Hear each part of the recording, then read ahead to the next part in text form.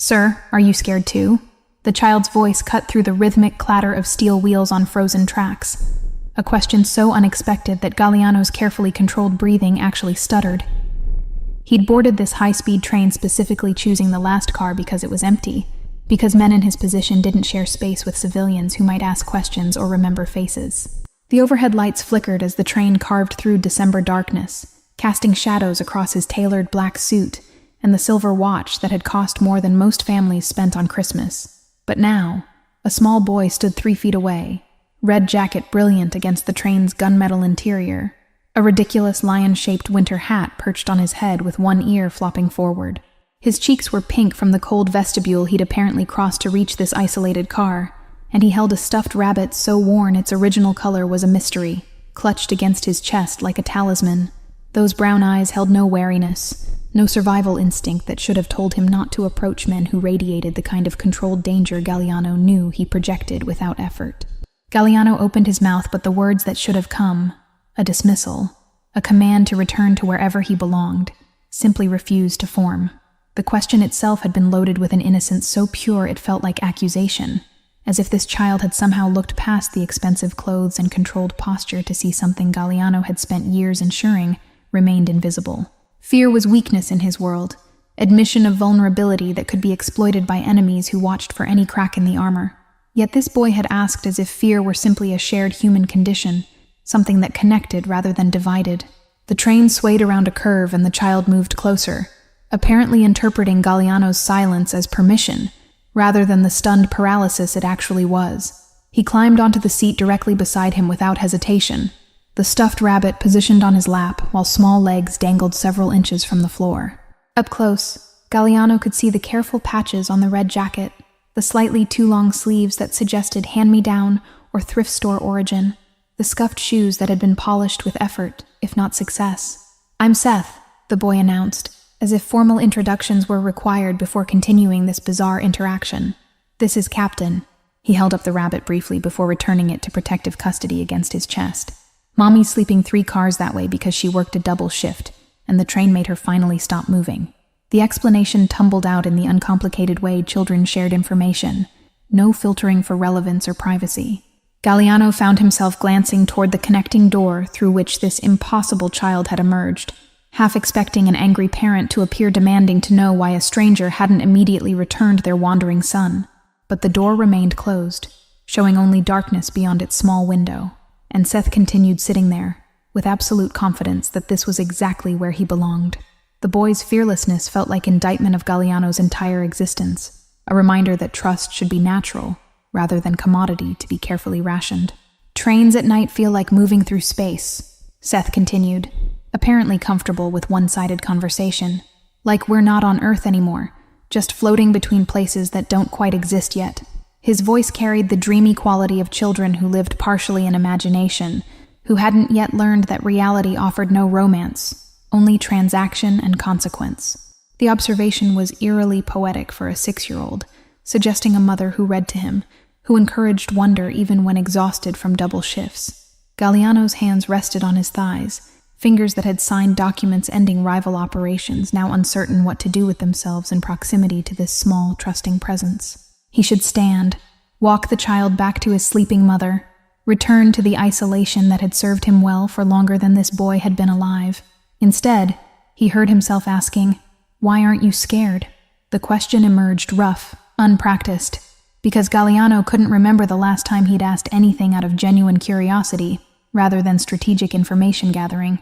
Seth tilted his head, considering the question with seriousness that suggested he understood it wasn't really about fear of strangers. "Mommy says being scared is okay as long as you don't let it make you mean," he offered, swinging his legs slightly.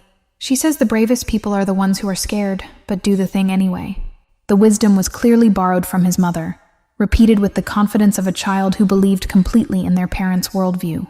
The train entered a stretch where houses dotted the landscape, windows glowing warm against the winter night like promises of normalcy Galliano had long since abandoned.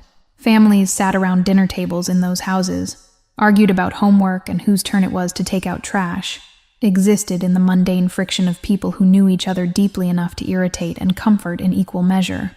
His own penthouse stood dark and empty whenever he returned to it, cleaned by staff who arrived and departed on schedule, never leaving evidence of their presence beyond the absence of dust.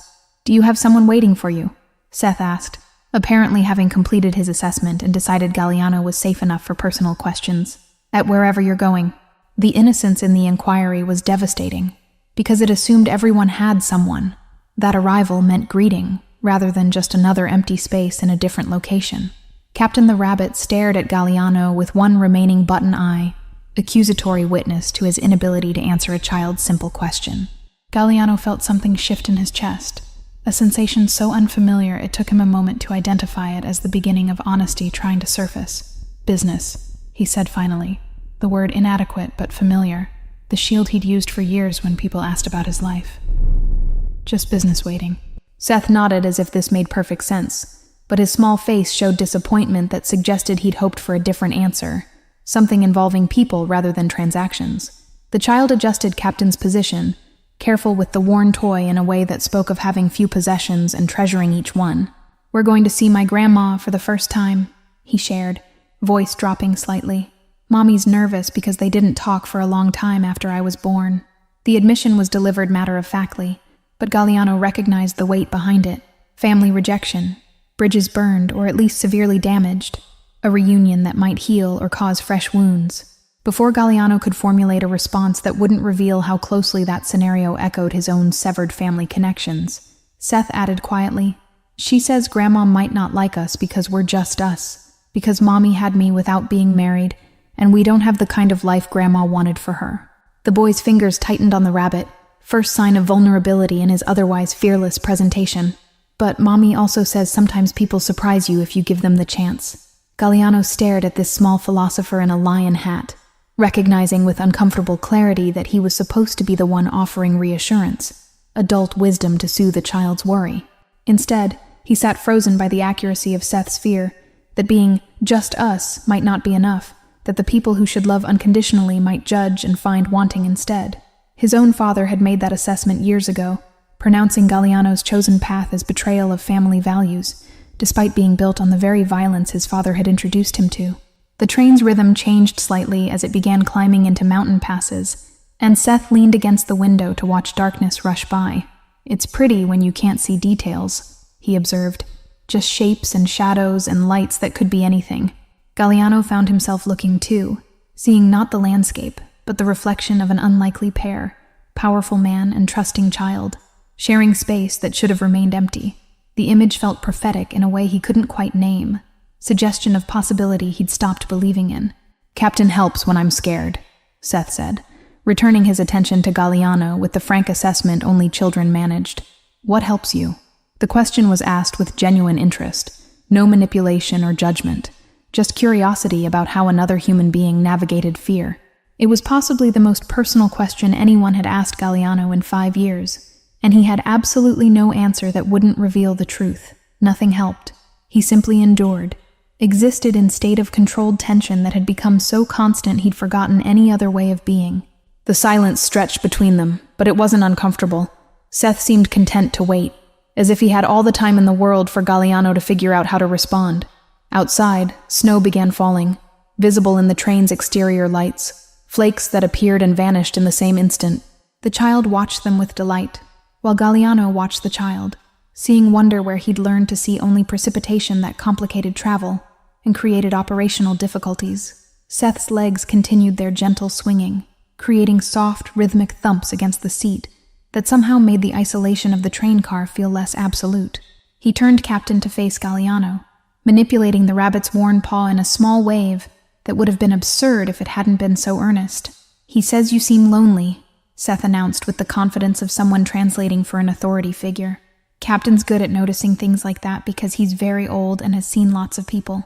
Galliano felt his jaw tighten at the assessment delivered through a child's toy, the accuracy of it landing like physical blow.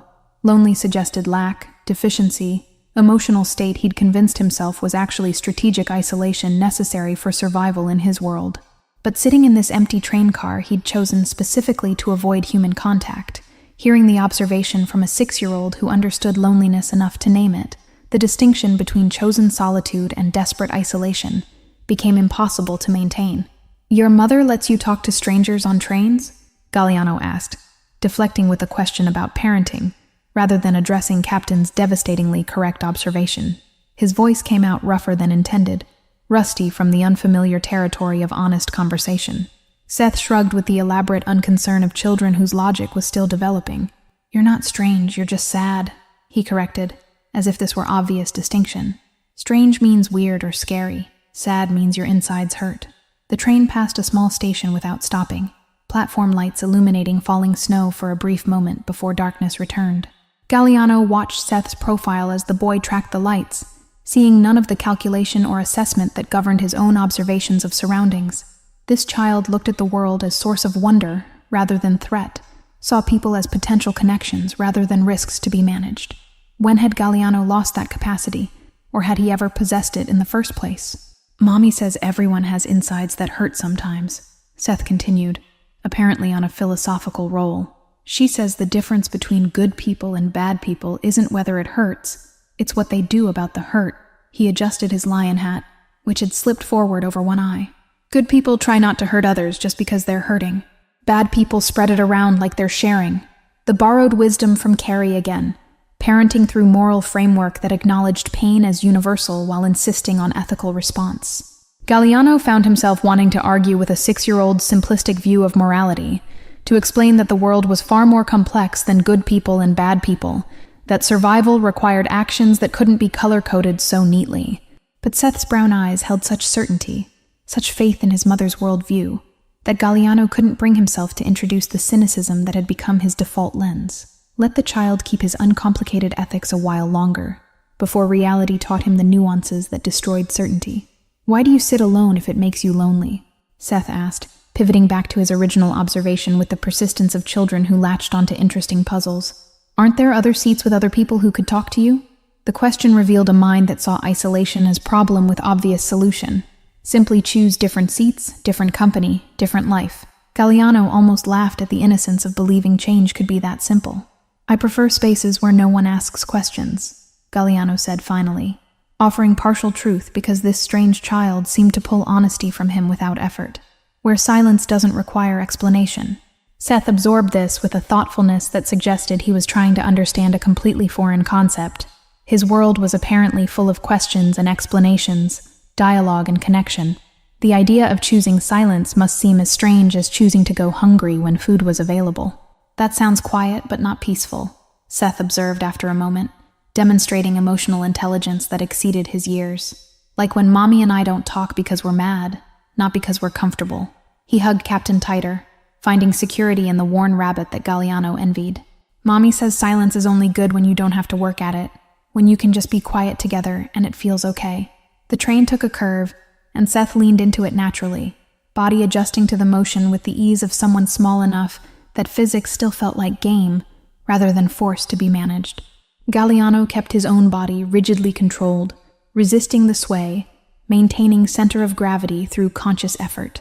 The contrast felt symbolic of something he couldn't quite articulate, child flowing with momentum, while the man fought every shift in foundation. "Do you know what my mommy says about trains?" Seth asked, apparently having an endless supply of maternal wisdom to share. "She says they're good for thinking because the movement does something to your brain that makes thoughts go different directions."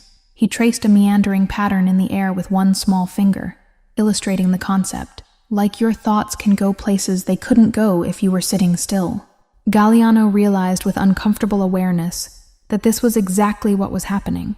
Thoughts that normally stayed contained behind well-maintained barriers were indeed going different directions, accessing memories and feelings he'd successfully suppressed through sheer force of will.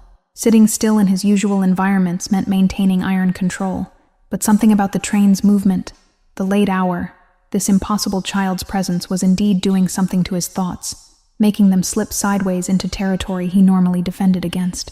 "My mommy cries sometimes," Seth said suddenly, voice dropping to confidential whisper as if sharing important secret. "In the shower where she thinks I can't hear, but water doesn't cover sound as good as she thinks it does." The admission carried no melodrama, just factual observation tinged with concern. "I don't tell her I know because I think she needs to believe she's hiding it, that she's being strong for me."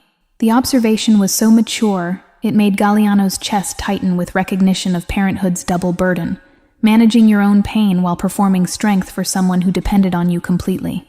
He knew that particular exhaustion, though in his case there was no child to protect, only an empire built on reputation of invulnerability. Seth's unnamed father was a fool for abandoning this boy, and the woman who'd raised him to be thoughtful about others' needs, even in his own fear. She works so hard, Seth continued, apparently having decided Galliano was safe repository for worries he couldn't share with his mother. 2 jobs, sometimes 3, and she always says she's fine, but her fine face looks different than her real happy face. His legs had stopped swinging, body gone still in a way that suggested he was accessing feelings he usually kept contained. I try to be good so she doesn't have to worry about me too, but sometimes I think that makes her sad in a different way. Galliano felt something crack in his carefully maintained emotional distance, fissure created by a child's articulation of trying to ease a parent's burden by erasing his own needs.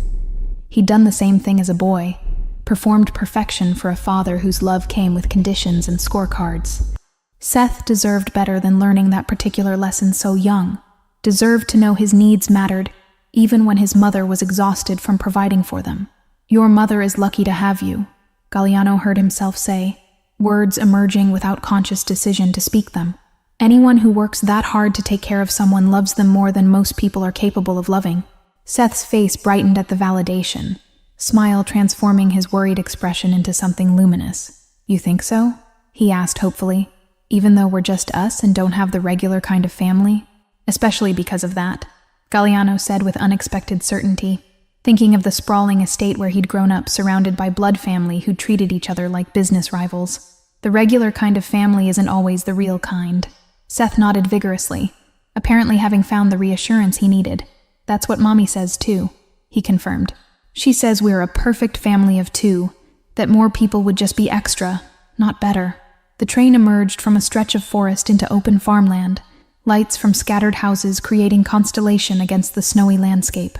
Seth pressed his face against the window, breath fogging the glass while he traced patterns in the condensation.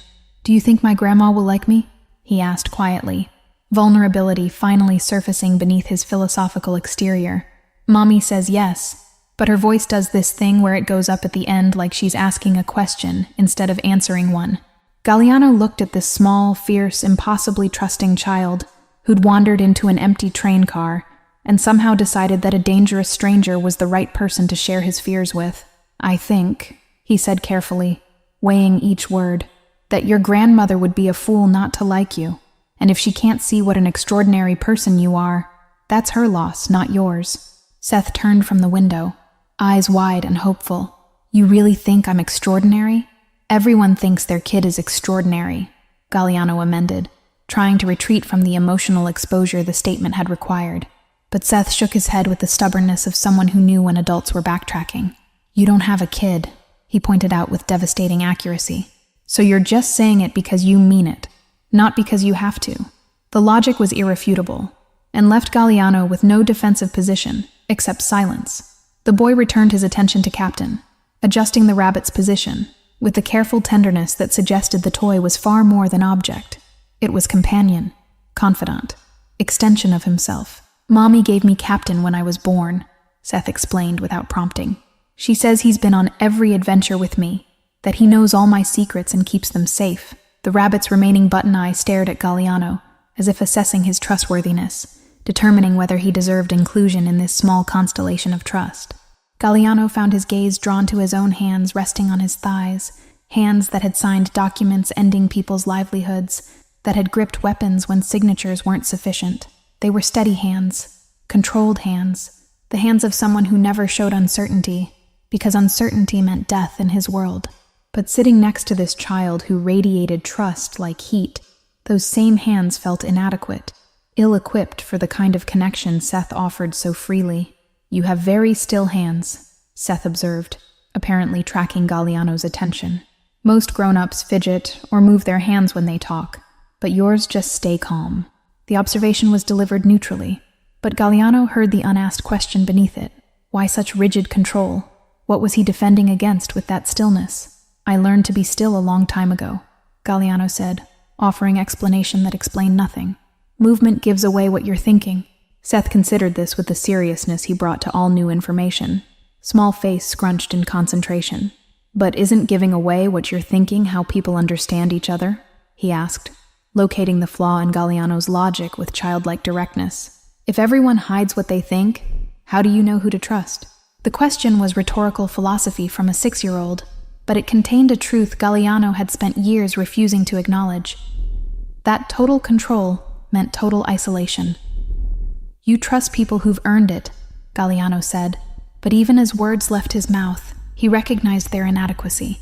Seth tilted his head, considering. "But how do they earn it if you never give them the chance?" he pressed.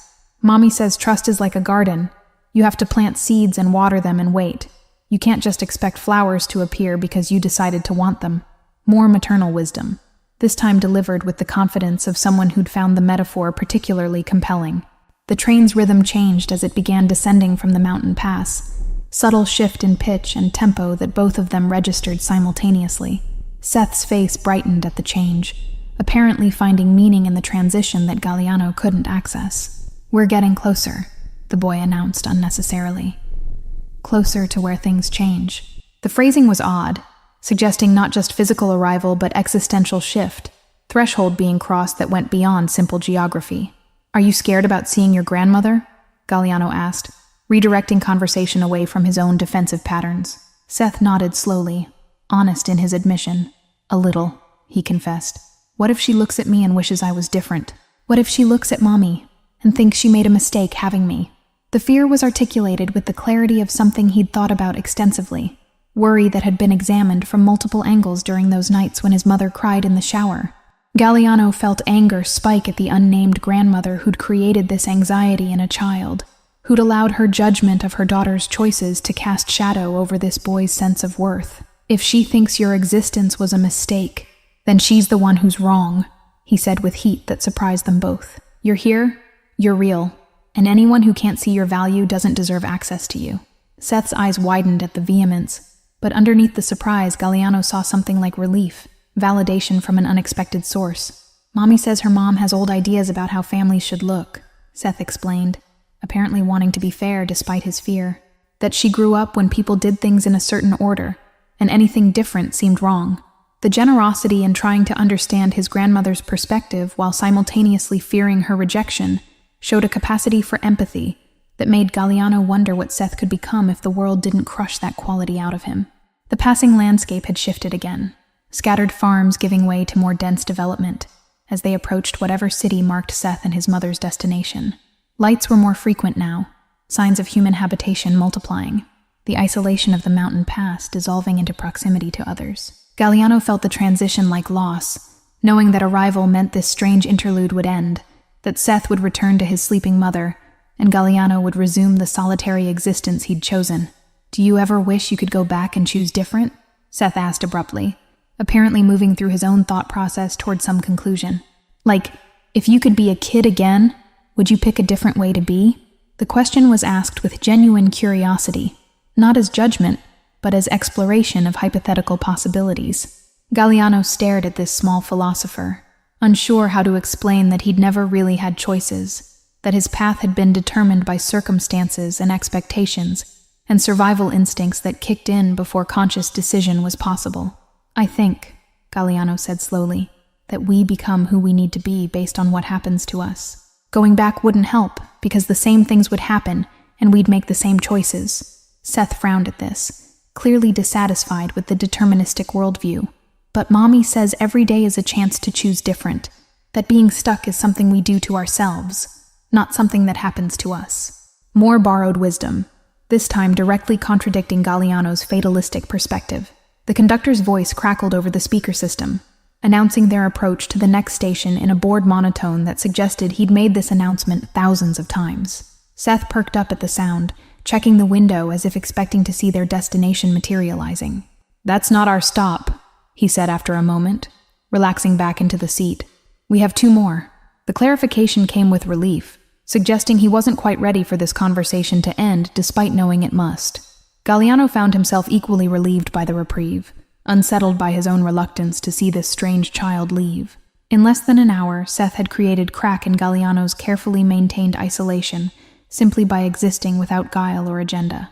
The boy hadn't asked for anything except honest conversation, hadn't tried to manipulate or leverage or negotiate. He'd simply appeared with a question about fear and proceeded to dismantle Galliano's defenses through radical honesty and borrowed philosophical frameworks from a mother who sounded increasingly interesting. "Tell me about your business," Seth requested, apparently deciding that if they had 2 more stops, he should gather more information. "What kind of work makes someone sit alone on trains?" The question was asked with innocent interest, no awareness that he was probing into territory that could be dangerous for both of them if answered truthfully. Galliano weighed his response, considering what truth he could offer that wouldn't burden a child with knowledge he shouldn't carry.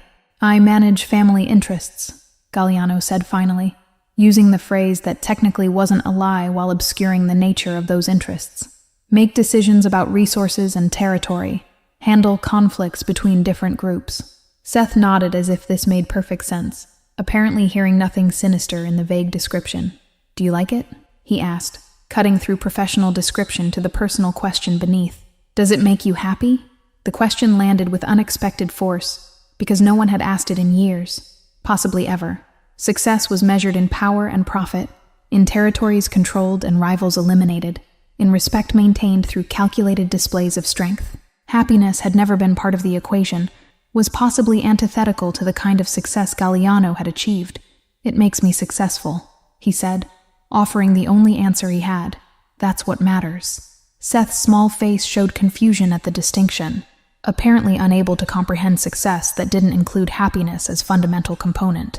"Mommy always says she'd rather be happy than successful," he shared. "She says success is what other people see, but happiness is what you feel when no one's looking."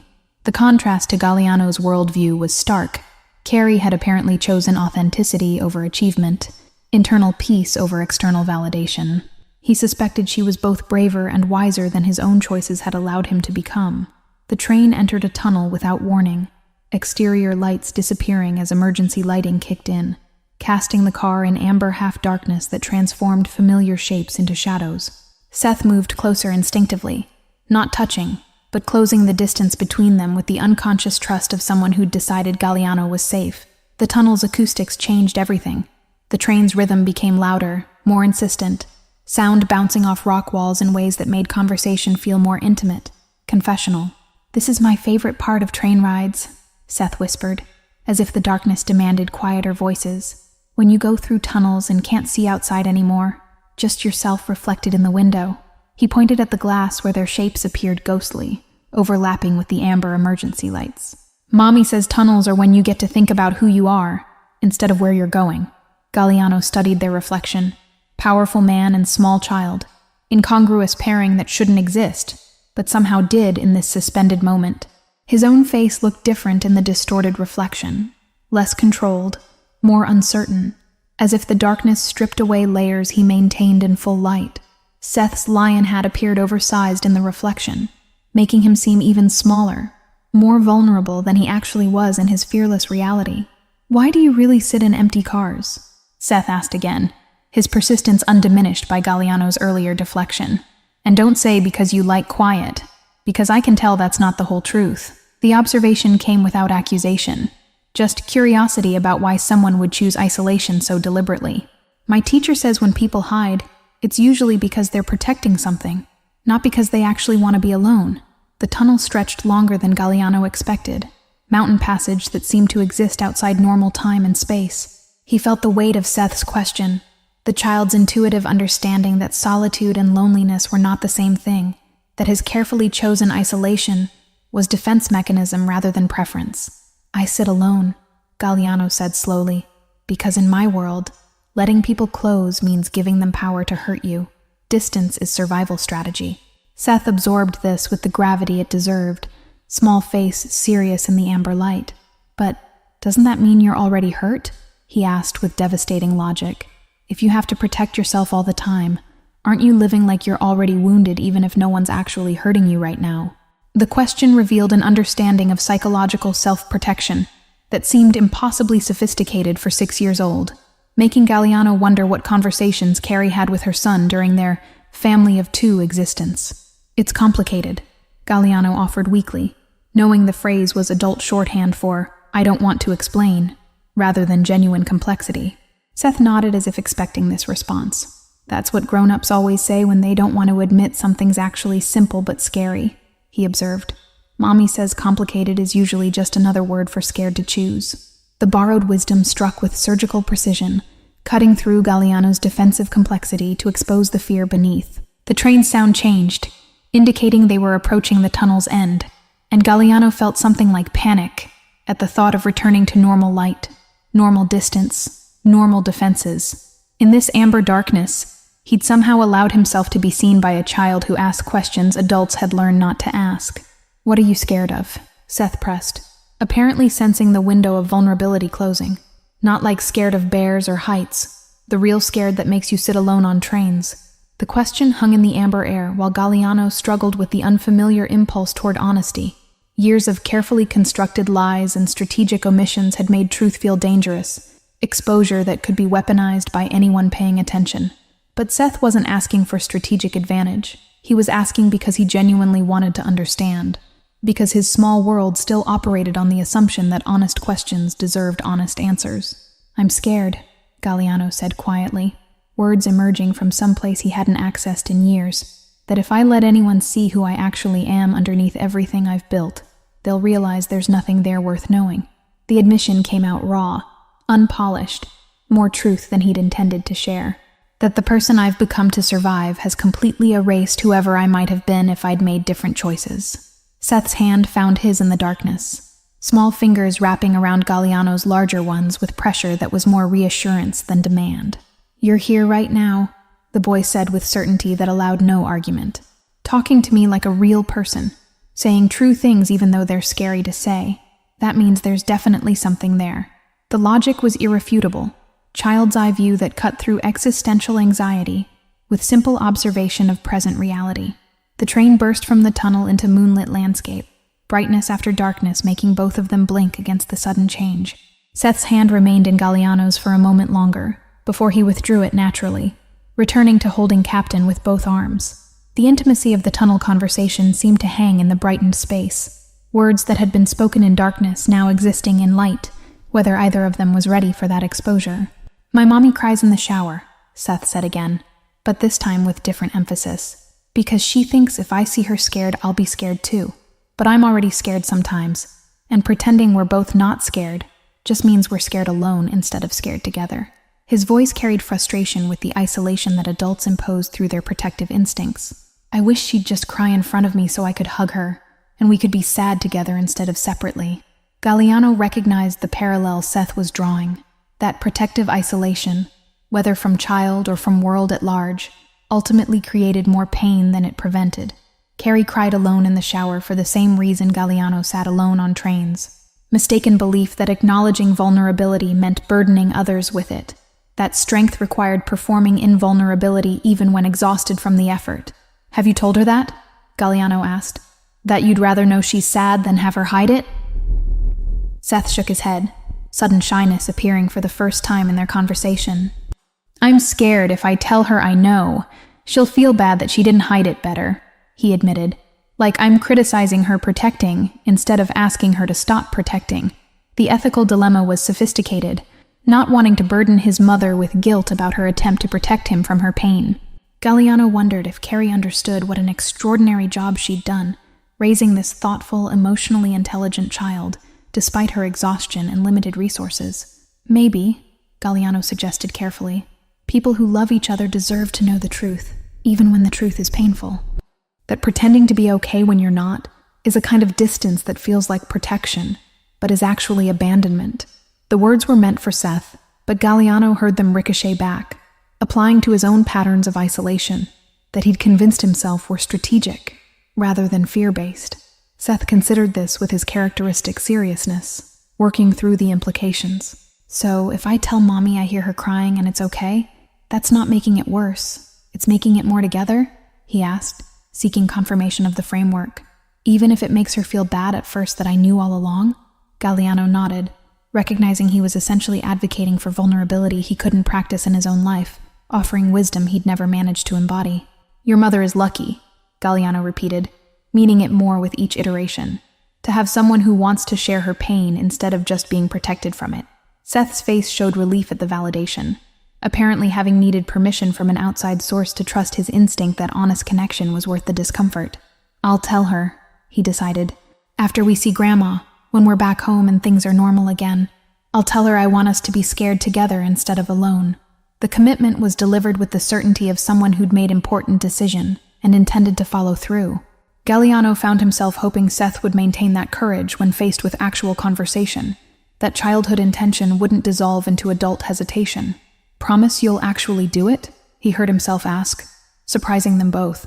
Not just think about it, but really tell her?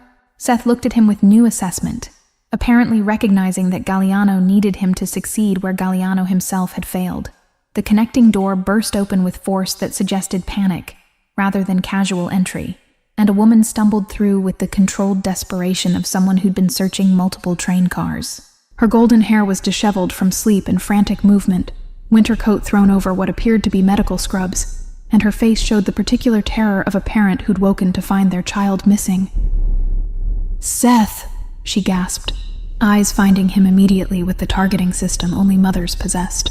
Carrie's gaze shifted to Galliano in the same instant, assessment changing from relief to wariness, as she registered her 6-year-old son sitting comfortably beside a man whose entire presentation screamed danger, the tailored suit that cost more than she probably earned in months. The controlled posture that suggested violence was always an option, the face that had been carefully arranged to reave. "I'll nothing." She moved forward with determination despite obvious fear, positioning herself between Seth and Galliano with body language that declared willingness to fight if necessary. "I'm sorry," Galliano said immediately, standing and taking a step backward to create distance, hands visible and non-threatening. "He appeared about 40 minutes ago. I should have taken him back to you immediately." The formal apology was designed to de-escalate, to acknowledge his failure to follow basic protocol regarding lost children. But Seth was already scrambling from his seat, moving to his mother with Captain clutched against his chest. "Mommy, don't be mad," Seth said quickly, reading the mix of fear and anger in Carrie's expression. "I wasn't lost. I was exploring, and he's not scary. He's just sad like us." The child's hand found Carrie's, tugging gently as if he could physically transmit his certainty that no danger had existed in this encounter. "We were talking about being scared, and about Grandma, and about how people hide their real feelings." Carrie's eyes flickered with confusion at her son's characterization, still trying to reconcile the dangerous-looking stranger with Seth's complete lack of fear. She was beautiful in an exhausted way, the kind of beauty that persisted despite too many shifts and not enough sleep, bone structure that remained striking even when shadowed by chronic stress. Her hands showed recent scrubbing, nails short and practical, the hands of someone who worked with them constantly. A small silver pendant hung from a chain at her throat, catching light as she breathed too quickly. "I woke up and you were gone," Carrie said, voice shaking slightly as she pulled Seth closer, needing the physical confirmation that he was safe and whole. "I checked the bathroom, asked the conductor, started going car to car, thinking—" She didn't finish the sentence, couldn't articulate the horrors that had flashed through her mind during those minutes of searching. Her gaze returned to Galliano with mix of gratitude and suspicion, apparently unsure whether to thank him for not harming her son or condemn him for not immediately returning Seth to her. Galliano remained standing at careful distance, aware that his presence was now threat, rather than curious interlude Seth had experienced. "He's a remarkable child," Galliano offered, knowing the words were inadequate, but needing to say something that acknowledged what the past hour had meant. "You've done an extraordinary job raising him." Carrie's expression shifted at the compliment, defensive posture softening slightly as she registered the genuine respect in his tone.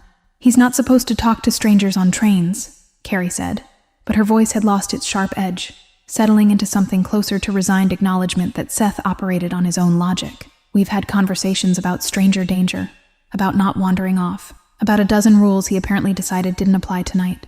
Seth looked up at his mother with unrepentant affection, clearly understanding he was in trouble, but equally certain he'd made the right choice. "He asked if I was scared too," Galliano explained, feeling the need to justify how this encounter had happened, to help Carrie understand that Seth's fearlessness came from emotional intelligence rather than recklessness.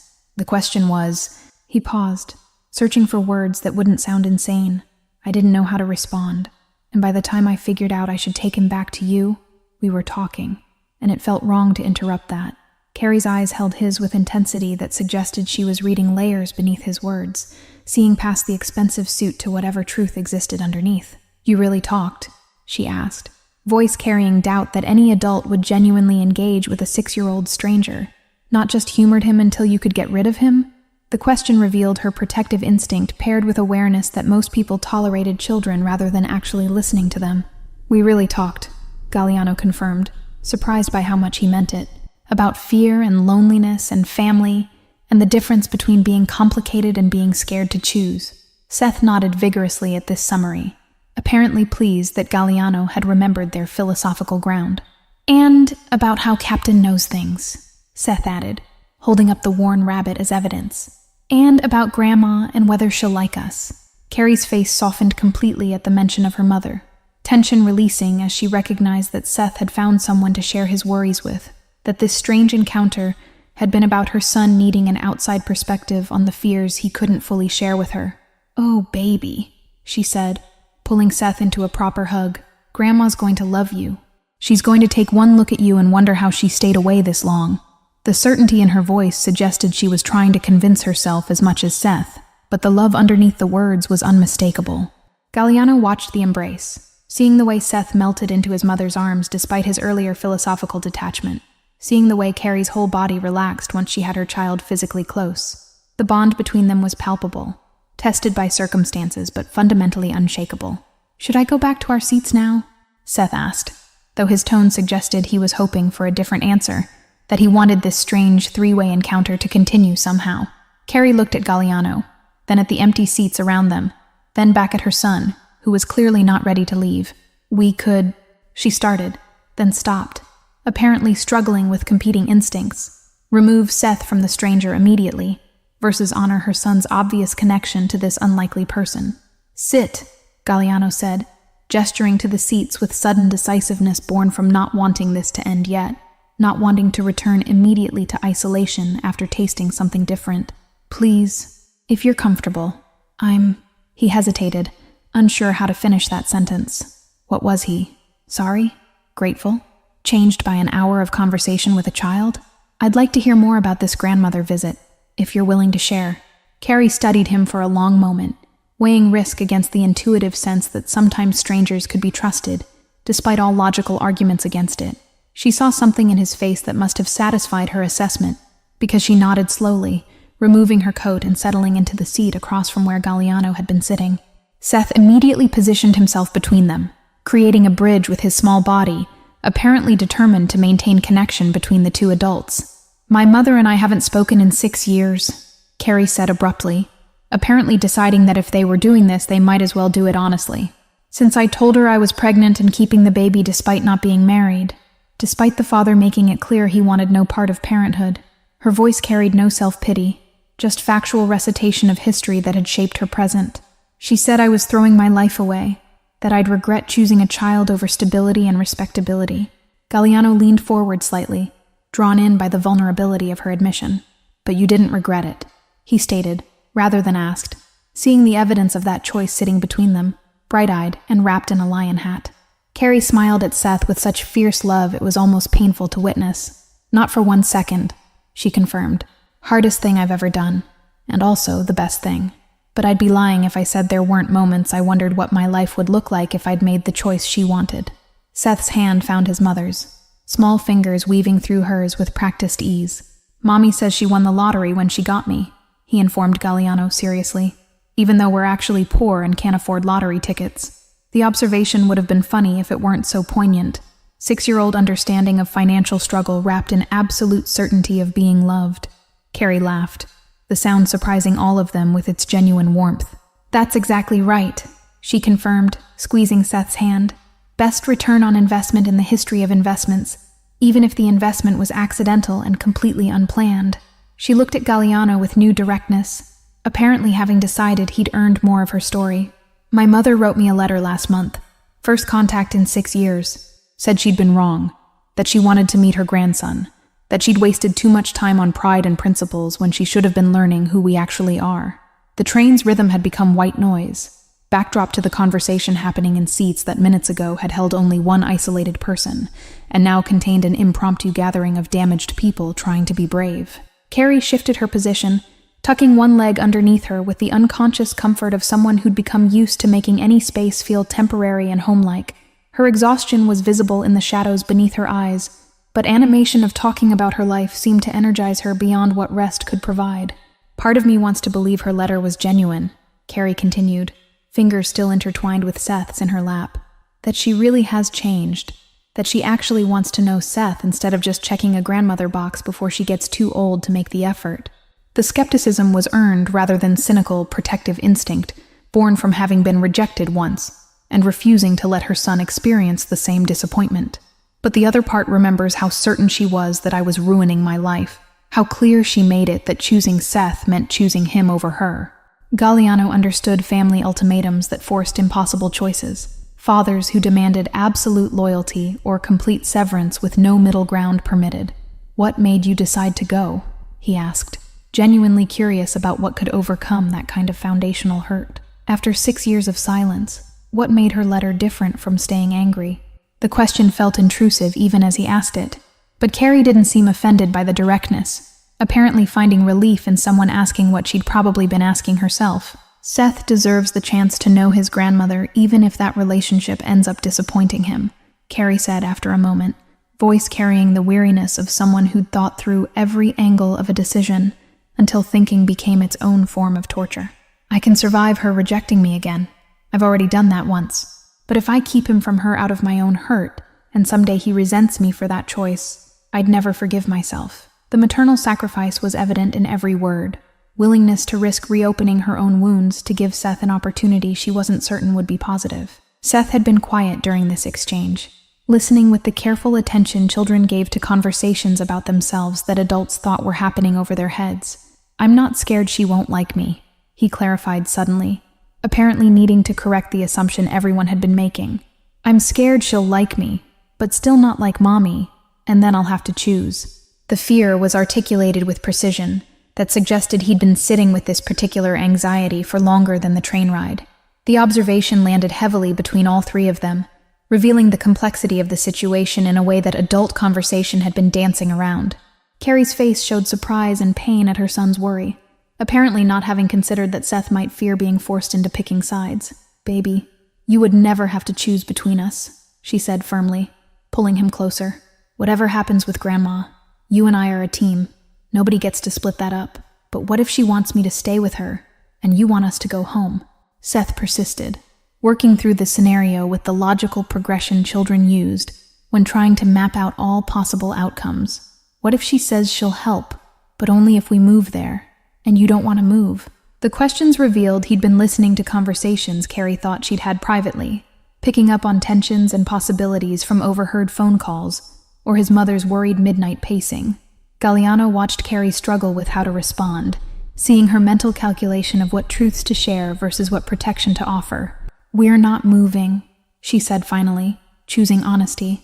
"Our life is in our city, my job, your school, our apartment that's small but ours. Grandma can be part of our life if she wants, but she doesn't get to rewrite the whole story just because she decided to show up late." The firmness in her voice seemed to reassure Seth, who relaxed slightly against her side. "Your mother's brave," Galliano said to Seth, but his eyes were on Carrie. "Taking you to meet her mother despite knowing it might go badly, maintaining your home and life while leaving door open for reconciliation, that takes more strength than most people have."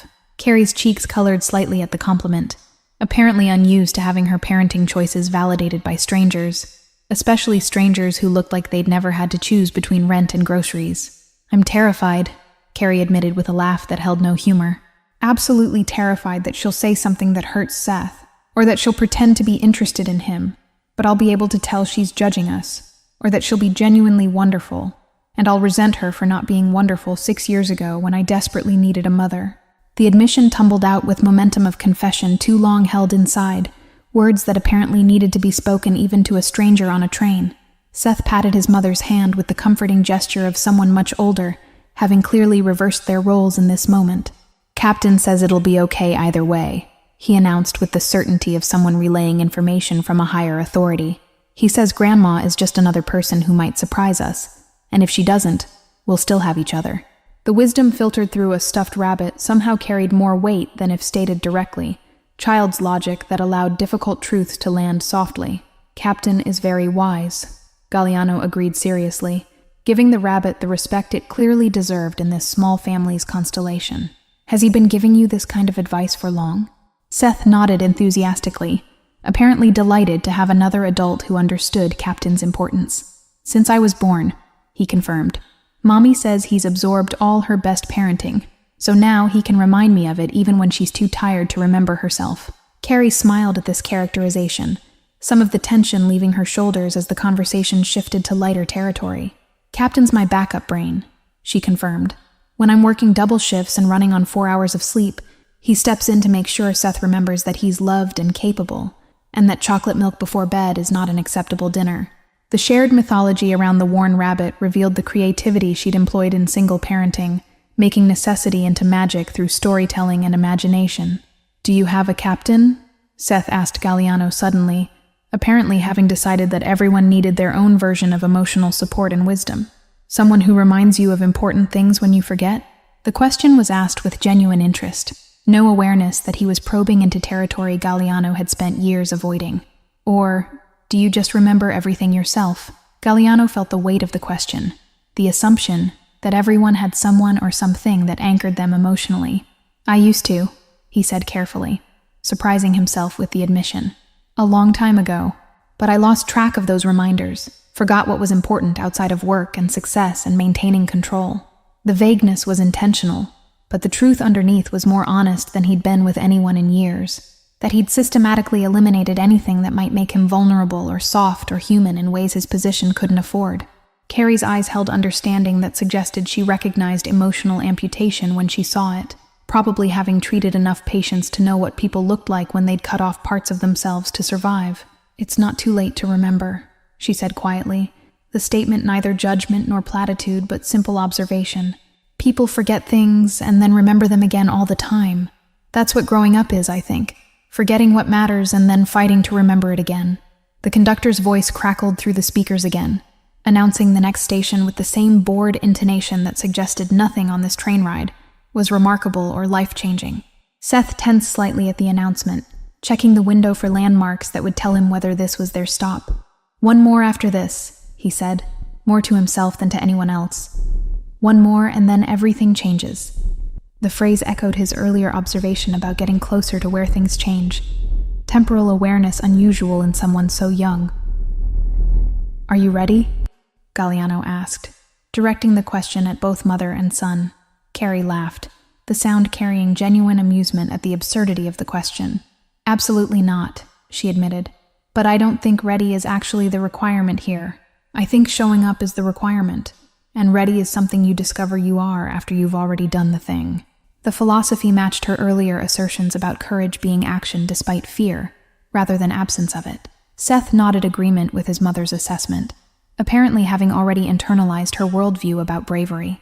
Mommy says you can't wait until you're not scared to do scary things because then you'd never do anything important, he shared. She says scared means it matters, and if it matters, you do it even when your stomach feels funny and your hands shake. The borrowed wisdom was delivered with the confidence of someone who'd watched his mother live by these principles, rather than just talk about them. Galliano recognized in that moment that this accidental encounter on a train had revealed to him what he'd been missing, not specific people or relationships, but an entire framework for existing that he'd abandoned somewhere along the path to power. Carrie and Seth lived with fear as constant companion, acknowledged it, and moved forward anyway. Found courage not in absence of vulnerability, but in choosing connection despite it. They were poor and uncertain, and facing family reunion that might wound them further. But they had each other, and philosophy of being scared together rather than alone. And somehow that seemed more valuable than anything Galliano had accumulated through his carefully controlled existence. The train slowed as it approached the penultimate station, brakes engaging with a subtle shift in momentum that all three of them registered simultaneously. Passengers in other cars would be gathering belongings, checking tickets, preparing for arrival.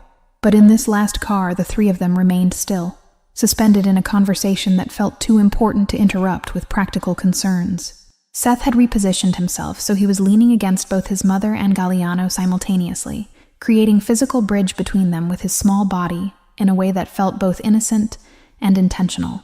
Carrie glanced out the window at the station platform sliding past, lights illuminating travelers waiting for northbound trains, families reuniting with embraces and laughter. "I used to watch people at stations and airports," she said quietly, "back when I was pregnant and terrified, and I'd try to guess their stories. Happy reunions, sad departures, business travelers who did this so often it lost all meaning." Her voice carried the distance of memory, remembering a younger version of herself trying to find hope in strangers' narratives. "I'd tell myself that someday Seth and I would be one of those happy reunion families, that someone would be excited to see us arrive." The train lurched slightly as it pulled away from the station, continuing toward their final destination. Galliano watched Carrie's profile as she stared out the window, seeing the vulnerability she was allowing him to witness, the way she'd somehow decided he was safe enough to hold these confessions. "Your mother will be excited to see you arrive," he said with more certainty than he felt, offering the reassurance she clearly needed. "Or she's an idiot who doesn't deserve either of you, and you'll know that definitively instead of wondering." Seth tilted his head back to look up at Galliano, eyes serious in a way that suggested he was about to say something important. "What if you came with us?" he asked, the question delivered with such innocent hope it physically hurt. "Not to meet Grandma, but just to the station, so you could see us arrive and know we're okay?" Carrie's eyes widened at her son's suggestion, clearly not having expected him to extend their temporary connection beyond the train ride itself. "Seth, honey, he has his own business to get to," Carrie said gently, giving Galliano an out from what was clearly an impossible request. "He's been kind to talk with us, but everyone has their own destinations." But even as she said it, Galliano saw something in her expression, a flicker of hope that maybe he wouldn't take the easy exit, that maybe this strange connection could extend just a bit longer into uncertain territory outside the train's contained space. Galliano felt the weight of the invitation, the magnitude of what Seth was actually asking, not just physical presence at a station, but willingness to care about their outcome, to invest emotionally in strangers he'd met by accident.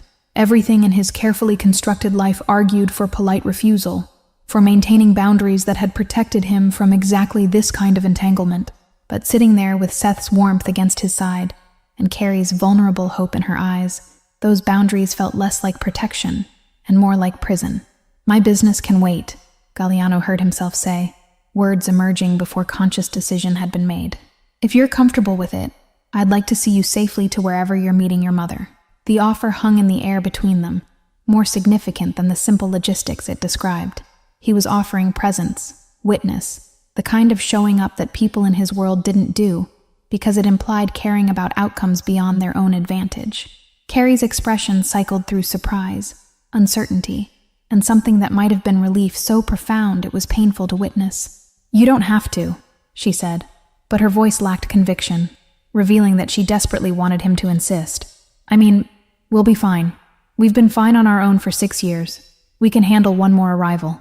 The assertion of independence was automatic, practiced defense against disappointment, but underneath it, Galliano heard the exhaustion of someone who'd been handling everything alone for too long. "I know you'll be fine," Galliano said, meeting her eyes with directness that allowed no misinterpretation. But fine and alone isn't the same as fine with someone who cares about the outcome, even if that someone is a stranger you met on a train. Seth made a small sound of satisfaction, apparently pleased that his impossible request had somehow been granted. Captain the Rabbit was adjusted to face Galliano, as if in approval of this development. The train's speed increased again, eating up the remaining distance between present moment and imminent arrival. Galliano felt something shifting in his chest, a sensation he couldn't quite name but recognized as significant, like ice that had been frozen so long he'd forgotten it was just water that could thaw and move again. Seth and Carrie had done something to him in the space of an hour, cracked open defenses he'd thought were permanent architecture, rather than temporary shelter he'd forgotten to leave. "Can I ask you something?" Carrie said, voice tentative in a way that suggested the question was personal. "What kind of business are you in that makes you sit alone on trains looking like—" She paused, searching for words that wouldn't offend, like someone who's been to war and won but wishes they'd found another way to fight. The observation was eerily accurate. Seeing past his controlled exterior to the exhaustion and regret he thought he'd hidden successfully. Galliano considered various versions of truth he could offer, the sanitized explanations that technically weren't lies, but obscured more than they revealed. But after an hour of Seth's relentless honesty and Carrie's brave vulnerability, deflection felt like betrayal of something fragile they'd built together. "I manage my family's interests," he said carefully, which is a polite way of saying I run operations that exist in spaces where law and business blur together. I make decisions that protect our territory and hurt people who threaten what we've built. The admission hung heavy in the train car, words that should have sent Carrie grabbing Seth and running to find a conductor, reporting dangerous man in the last car who'd just confessed to criminal enterprise. Instead, she held his gaze with steady assessment, apparently weighing what he'd said against how he'd been with her son, measuring danger against the unexpected gentleness he'd shown. "Organized crime?" she asked bluntly, apparently deciding direct questioning was preferable to polite euphemism. "That's one term for it," Galliano confirmed, refusing to soften the reality with better language. "Though we prefer to think of it as providing services in markets that traditional business won't touch. But yes, the world I operate in involves violence and intimidation, and things that would horrify you if you knew the details." He waited for her to pull away, to gather Seth and leave, to recognize the threat he actually represented to their safe, moral universe. But Carrie didn't move, didn't grab Seth or flee, just sat there processing information with the clinical assessment of someone who'd seen enough in emergency rooms to know that danger wore many faces, and goodness was sometimes found in unlikely places. "And tonight?"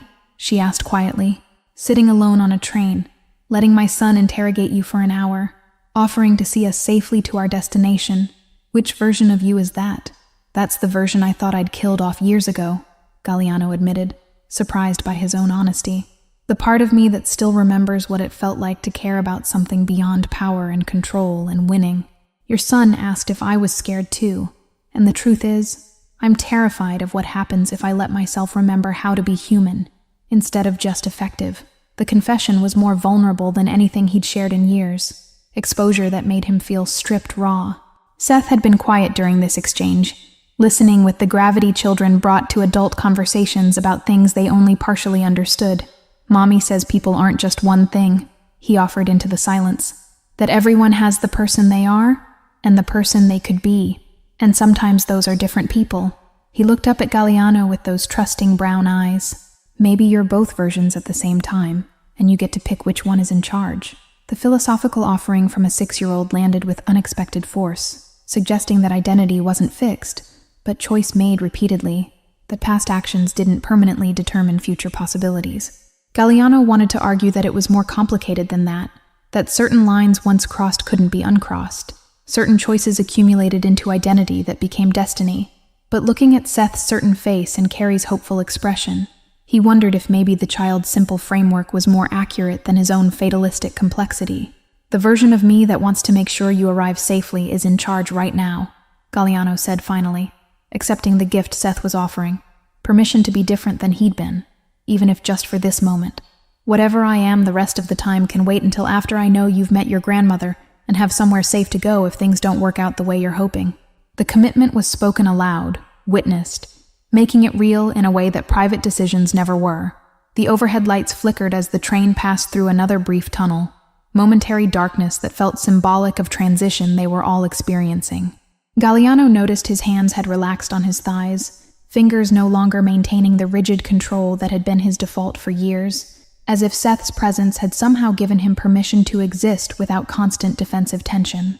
Carrie was watching him with an expression that suggested she was seeing past his expensive suit to something more fundamental, the way medical professionals learn to see beneath symptoms to underlying conditions. "You know what's interesting?" she said suddenly. "In the ER, I can always tell the difference between people who are alone by circumstance and people who are alone by choice. The first group wants company but doesn't know how to ask. The second group has forgotten why they started choosing isolation in the first place." Galliano felt the observation land with uncomfortable accuracy, recognizing himself in the second category, but unsure which version he actually wanted to be. "And which one do you think I am?" he asked, genuinely curious about her professional assessment applied to his personal situation. Carrie tilted her head, considering him with the same careful attention she probably gave to patients presenting with unclear symptoms. "I think you started as the second and became the first without noticing the transition," she said slowly. "I think you built such an effective fortress that by the time you realized you were lonely inside it, You'd forgotten how to open the gates without dismantling the whole structure. And dismantling it feels like dying, so you just stay inside and tell yourself it's what you chose. The accuracy of her diagnosis was both validating and terrifying. Someone who'd known him less than 2 hours articulating truths he'd been avoiding for years. Carrie's eyes glistened with tears. She was clearly trying not to let fall, apparently undone by the kindness from a stranger who'd just admitted to being exactly the kind of person she should protect her son from. "Thank you," she said simply, the 2 words carrying weight that encompassed more than just the practical offer. She was thanking him for seeing them, for treating Seth like someone worth listening to, for being honest about his darkness instead of pretending it didn't exist, for choosing to show up despite having every reason to stay isolated. The train's rhythm was changing again. Subtle shifts that suggested arrival was imminent rather than theoretical. Seth scrambled to the window, pressing his face against the glass to watch for landmarks that would indicate their station. "I see lights," he announced. "Lots of lights. Bigger than the other stations." His excitement was visible in the way his whole body vibrated with energy. Earlier fear apparently transformed into anticipation through the alchemy of having support and facing the unknown. Galliano stood, stretching muscles that had been still too long, preparing himself for whatever came next. He pulled his phone from his pocket, checking messages he'd been ignoring for the past hour, seeing the usual urgency from his organization about decisions needed and situations requiring his attention. All of it could wait, would have to wait, because for the first time in recent memory he'd found something that mattered more than maintaining his empire's daily operations. He silenced the phone completely, choosing presence over power. The train's final approach was marked by gradual deceleration, industrial outskirts giving way to more urban landscape as they entered the station's territory. Seth remained at the window, narrating observations with the breathless enthusiasm of someone for whom train travel was still adventure, rather than tedious necessity.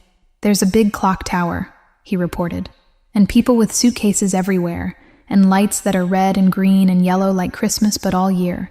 His voice carried wonder that made even mundane station architecture sound magical through his interpretation. Carrie gathered their minimal belongings. A small duffel bag that had been tucked under the seat, Seth's backpack decorated with cartoon characters, her own worn purse that had seen better years. The poverty evident in their few possessions made Galliano's designer luggage feel obscene by comparison, visible reminder of the vastly different worlds they inhabited. He'd spent more on his watch than Carrie probably earned in a year, yet somehow her life seemed richer, more meaningful, filled with connection he'd traded for material comfort. "Do you want to freshen up before we arrive?" Galliano asked Carrie, recognizing she'd woken from sleep to search for Seth and hadn't had opportunity to prepare for meeting her estranged mother. She touched her hair self-consciously, apparently only now remembering she was about to face someone who would judge her appearance along with everything else. "I must look awful," she said, more statement than question. "Hospital scrubs and train hair. Exactly the impression I wanted to make after 6 years." Seth turned from the window to assess his mother with the frank honesty only children managed. "You look like you," he declared, as if this settled the matter completely. "Grandma can like how you actually look or not like it, but pretending to be different wouldn't work anyway because you're not good at pretending." The observation was delivered without malice, just factual assessment of his mother's transparent nature. Carrie laughed despite her obvious nervousness, pulling Seth close for a quick hug. "Out of the mouths of babes," she murmured, apparently accepting her son's wisdom that authenticity was the only viable strategy. She did run fingers through her golden hair, attempting to impose some order on sleep-tousled waves, but made no move toward the bathroom to attempt more comprehensive transformation. "If she can't handle seeing me exhausted from working double shifts to support the grandson she abandoned, that tells me everything I need to know about whether this reconciliation is real." The train slid into the station with practiced precision, platform lights flooding through the windows and illuminating their small group with unforgiving brightness. Other passengers in forward cars were already standing, forming lines in aisles, eager to disembark and reach whatever destinations or reunions awaited them. But Carrie, Seth, and Galliano remained seated for a moment longer, as if by silent agreement that rushing would break something fragile they'd constructed during the journey. "Last chance to change your mind about coming with us," Carrie said to Galliano, offering the exit she'd promised, even as her expression showed hope he wouldn't take it. "No judgment if you've realized this is too weird, too complicated, too much involvement in strangers' messy family drama. The words were generous, even as they revealed her own vulnerability. The fear that he'd realize what he'd offered in the train's intimacy seemed absurd in the harsh light of normal reality. Galliano stood, reaching for his bag with movements that were decisive rather than hesitant. "I said I'd see you safely to your destination, and I meant it," he replied, with firmness that allowed no room for reconsideration. "Unless you've changed your mind about wanting a stranger present for your family reunion?" He made the question light, offering her the same out she'd offered him, ensuring this remained choice rather than obligation. "Having a witness seems smart, actually," Carrie said, standing and helping Seth into his backpack. "Someone who's not emotionally invested can see things more clearly than people caught up in old patterns." The practical reasoning was clearly rationalization for wanting support, but Galliano didn't challenge it, accepting whatever justification allowed her to let him stay. Seth was already moving toward the door, eager to begin whatever came next, now that delay was no longer option. They disembarked into the controlled chaos of a major station at night, announcements echoing from speakers, travelers moving in purposeful streams toward exits or connecting trains, the particular energy of transition space, where everyone was between one place and another. Seth's hand found Galliano's automatically, small fingers wrapping around two of his larger ones with pressure that communicated both excitement and nervousness. Carrie noticed the gesture but didn't comment, apparently accepting that her son had adopted this stranger as temporary family member. The main concourse was vast, vaulted ceiling arching high above to create sense of cathedral space, dedicated to the religion of constant movement. Seth's head tilted back to take it all in, eyes wide with wonder at architecture designed to make travelers feel both insignificant and important simultaneously. "It's like a palace," he breathed, apparently never having been in a space this grand. "Like where kings and queens would live if they were always leaving to go somewhere else." Carrie checked her phone with shaking hands, pulling up the message thread with her mother to confirm meeting location. "She said she'd be by the information kiosk," she reported, voice tight with tension that had been building throughout the journey, near the west exit. Her eyes scanned the crowd as if expecting her mother to materialize, as if the 6-year separation could be ended simply by making eye contact across a crowded station. "Do you want a minute?" Galliano asked quietly, recognizing Carrie's rising panic. "We could get coffee, let you settle yourself before you have to perform reunion for an audience." But even as he offered the delay, he saw Carrie's jaw set with determination, the same expression Seth had worn when declaring he'd tell his mother about hearing her cry. "No," she said firmly. "If I wait, I'll just get more nervous, invent more scenarios for how this could go wrong. Better to just do it and know." They moved through the crowd as a unit, Galliano unconsciously positioning himself slightly behind and to the side, creating protective space that allowed Carrie and Seth to move without being jostled by other travelers. His awareness of threats and exits activated automatically, years of survival instinct kicking in, even though the danger here wasn't the kind he usually managed. The information kiosk appeared ahead, large digital board displaying arrivals and departures in constant scroll, and beneath it a small crowd of people holding signs, checking phones, waiting for loved ones. "I see her," Carrie said suddenly, voice strangled with emotion Galliano couldn't quite identify. Hope, fear, anger, longing, all compressed into 2 syllables. She stopped walking abruptly, causing Seth to stumble slightly before catching himself. "That's her, by the pillar, in the blue coat." Galliano followed her gaze to a woman who had to be in her late 50s, golden hair similar to Carrie's but streaked with gray, posture rigid with the kind of tension that suggested she was equally nervous about this reunion. Seth looked up at his mother, then toward his grandmother, then back at his mother, clearly waiting for guidance on how to proceed. "Do I go first?" he asked, apparently willing to be the advanced scout if that would make this easier. "Or do we go together?" Carrie knelt down to his eye level, hands on his shoulders, apparently needing to make sure he understood something important before they moved forward. "Together," she said firmly. "We're a team, remember? Whatever happens, we face it as a team." Seth nodded seriously, then surprised everyone by reaching out to include Galliano in their small huddle, one hand still holding his mother, while the other grabbed Galliano's coat. "Team of 3 right now," he corrected, apparently having expanded his definition of family to include the stranger who'd listened to his fears on a train. Even if just for tonight, Galliano felt something crack completely in his chest. The final resistance to caring about these people dissolving under Seth's simple inclusion. He'd spent years building walls to prevent exactly this kind of vulnerability, this investment in others' happiness that could only lead to potential loss.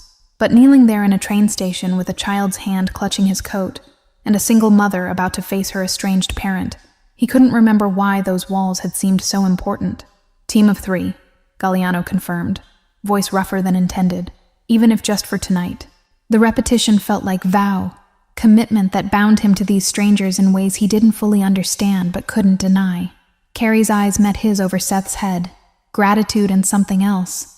Recognition maybe that they'd all been changed by this accidental encounter, that they were walking toward whatever came next as different people than they'd been when they boarded the train. They stood together, straightening postures and gathering courage, preparing to bridge the gap between where they stood and where Carrie's mother waited. Seth kept one hand in his mother's, and one hand holding Galliano's coat, creating physical connection that announced they were unit rather than individuals. The grandmother had noticed them now, her face cycling through recognition, shock, and something that might have been longing or might have been dismay, too much distance to read accurately. Galliano found himself studying the grandmother's body language with the practiced assessment he usually reserved for potential threats or business negotiations, reading the subtle signals that revealed whether her presence was genuine desire for reconciliation or performance of family obligation. Her hands were clasped tightly in front of her, knuckles white with tension that suggested genuine nervousness rather than casual interest in meeting them. She'd chosen to wear a blue coat that Galliano suspected was probably Carrie's favorite color based on how the younger woman's eyes had tracked to it immediately. Small detail that suggested the mother had put thought into this reunion, had tried to communicate care through choices that might go unnoticed by anyone not looking for them. The overnight bag at her feet was small but expensive, leather that had been maintained carefully over years, the kind of possession someone kept because it held memory rather than just function. Seth noticed his grandmother's bag at the same moment and pointed with the unself-conscious directness of someone too young to understand that commenting on people's belongings could be considered rude. "Mommy has a bag like that," he announced to Galliano. "It was Grandma's before, from when Mommy was little. She uses it for work because it holds her stethoscope and the protein bars she eats instead of real lunch." The casual revelation that Carrie still used something her mother had given her years ago, that she'd kept this connection despite the estrangement, seemed to land on the older woman with visible impact. Her hand moved unconsciously to touch her own matching bag, apparently only now realizing that her daughter had maintained this small link between them even through years of silence, that some part of Carrie had been holding space for potential reconciliation all along. The walk across the station concourse felt endless, each step weighted with history and hope and fear of disappointment that had accumulated over 6 years of silence. Carrie's mother remained frozen by the pillar, apparently unable to move forward to meet them halfway, either from shock or uncertainty about her welcome. Up close, the family resemblance was unmistakable. Same bone structure, same golden hair, same eyes that had seen hardship and chosen either bitterness or resilience in response. The older woman's face showed evidence of the latter choice, lines of regret etched alongside signs of someone who'd done difficult internal work. "Mom," Carrie said when they were close enough for normal conversation, voice carefully neutral, giving nothing away about what she was feeling. "This is Seth, your grandson." The introduction was formal, almost clinical, as if presenting evidence rather than facilitating relationship. Seth, however, had no such reservations. He released both his mother's hand and Galliano's coat, stepping forward with the fearlessness that had served him well on the train. "Hi, Grandma," Seth said with genuine warmth, apparently deciding that his mother's caution didn't need to be his own burden. "I brought Captain to meet you too." He held up the worn rabbit, presenting it as if this were a natural part of any introduction. "He's been with me since I was born, so he's basically family too." The older woman's face crumpled slightly at this, eyes filling with tears she was clearly fighting to contain. "Hello, Seth," she managed, voice breaking on his name. You're so beautiful, both of you. I've missed so much." The admission came with visible pain, recognition of years she couldn't reclaim, moments she'd chosen to miss through her own stubbornness. Carrie's expression remained guarded, apparently not ready to absolve 6 years of abandonment with one emotional greeting. Galliano stood slightly back, witness to this reunion but not participant, the role he'd agreed to play. "This is Galliano," Seth announced, apparently taking charge of all introductions. "We met on the train because he was scared too, And now he's part of our team, at least for tonight." The older woman's eyes shifted to Galliano with confusion, clearly trying to place this expensive-suited stranger in her daughter's life. "He's making sure we get here safe," Seth continued. "And he told Mommy she's brave and that you'd be an idiot if you didn't love me." Galliano felt heat rise in his face at having his private comments repeated in public introduction to Carrie's mother, but the older woman's expression shifted to something approaching amusement, despite the emotional intensity of the moment. "Well," she said, a small smile breaking through her tears, "he's not wrong on either count. I have been an idiot. A proud, stubborn idiot who let principles and disappointment rob me of knowing my daughter and grandson." She looked directly at Carrie now. "I'm sorry. I've been sorry for years but didn't know how to say it." Carrie's defensive posture softened infinitesimally, though her voice remained cautious. "One apology doesn't erase 6 years, Mom," she said quietly. "We needed you. I needed you. And you chose judgment over family." The hurt was raw in her words, unhealed wound being exposed to someone who'd caused it. "I don't know if I can trust that you've actually changed or if you're just lonely and realized grandchildren are supposed to be part of your life story." Seth moved back to his mother's side, apparently sensing she needed support now that the initial greeting had passed. "Mommy's scared you'll hurt her again," he explained to his grandmother with the blunt honesty children employed when adults were dancing around truth. "And I'm scared you'll like me but not like Mommy, and then I'll have to pick. But Mommy says we're a team and nobody can split us up. So really you get both of us or neither of us." The older woman absorbed her grandson's assessment with visible pain, apparently recognizing the damage her past rejection had caused was being carried by a 6-year-old who shouldn't have to articulate these adult complexities. "You're right to be scared," she said, addressing both Seth and Carrie. "I hurt your mother terribly. I said things that can't be unsaid, made choices I can't undo. But I'm asking, not demanding, asking for a chance to do better, to know you both, to be family in the real sense, not just the biological technicality." Galliano watched this tentative reconciliation with awareness that he was witnessing something rare, genuine attempt at repair rather than performance of relationship. Both women were being honest about the hurt, while leaving door open for possible healing, modeling for Seth that relationships could be damaged, and sometimes, with work, repaired. It was healthier than anything he'd witnessed in his own family's history of scorched earth conflicts and permanent severances. "We're staying at the hotel near the hospital," Carrie said finally, not committing to immediate forgiveness but offering pathway forward. "Tomorrow morning we could have breakfast together, talk more when we're all less exhausted and emotional from traveling." The compromise was wise, creating opportunity for connection while maintaining boundary that allowed retreat if needed. Her mother's face showed relief and gratitude for even this small opening. "I'd like that very much," the older woman said. "There's a diner near the hospital. My treat." She hesitated, then added, "And Galliano, you're welcome to join us if you're still in town. Anyone Seth considers part of his team has already proven themselves more than I have." The generous inclusion of a stranger revealed a woman genuinely trying to be different than she'd been, to honor her grandson's choices even when they confused her. Seth looked up at Galliano with hopeful expression that was both invitation and question. But before Galliano could formulate response, his phone vibrated with insistence that suggested emergency rather than routine business. He pulled it out to see multiple messages from his second-in-command. Situation requiring immediate attention, decision that couldn't wait until morning, the kind of crisis that defined his usual existence. The contrast between the family tableau before him and the violent urgency in his messages was jarring. "I have to go," Galliano said with genuine regret, recognizing that the spell of the train ride was broken, that reality was reasserting itself with its usual demands. Something at work that can't wait. He met Carrie's eyes, trying to communicate everything he couldn't say in present company, that this hour had mattered, that meeting them had cracked something open he'd thought was sealed permanently, that he wished he could stay, but his world didn't allow for breakfast with families and diners. Seth's face fell with disappointment that was quickly masked, apparently having learned early that adults often couldn't keep promises due to circumstances beyond their control. "That's okay," he said with bravery that was clearly performance. "Thank you for making sure we got here safe, for listening to my questions on the train, for telling Mommy she's brave."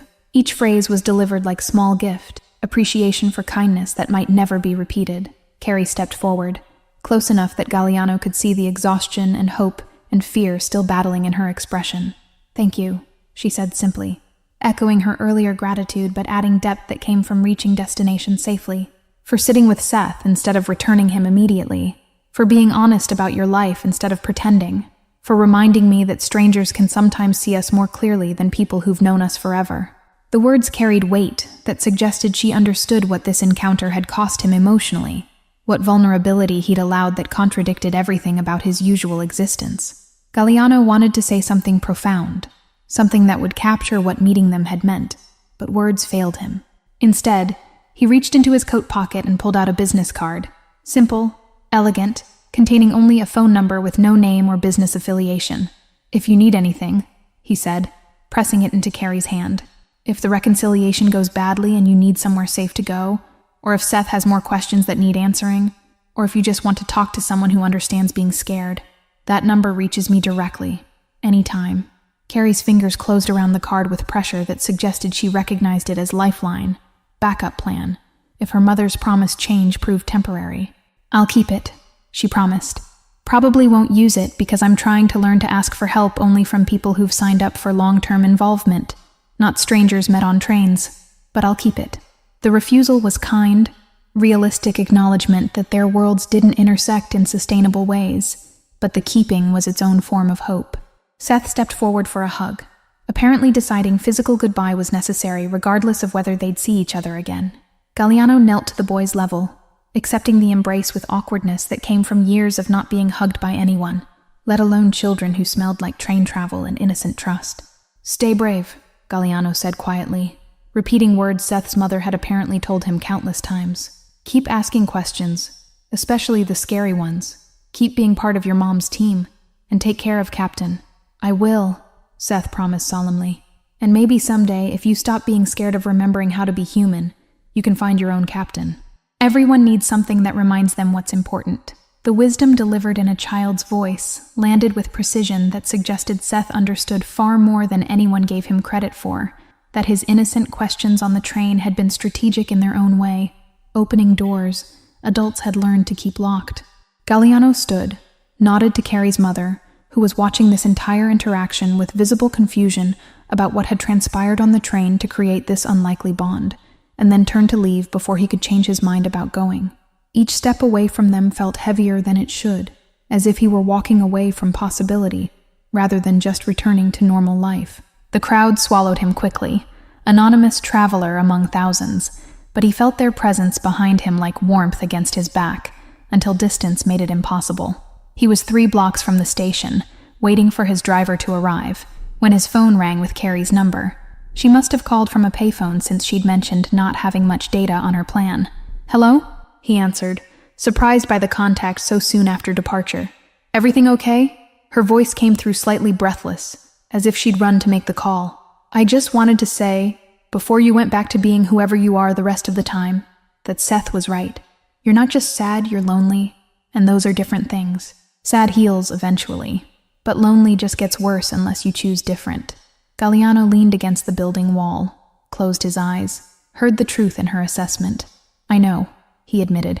"I've known for a while, but knowing and choosing to change are different things, and changing requires vulnerability that doesn't work well with my actual life."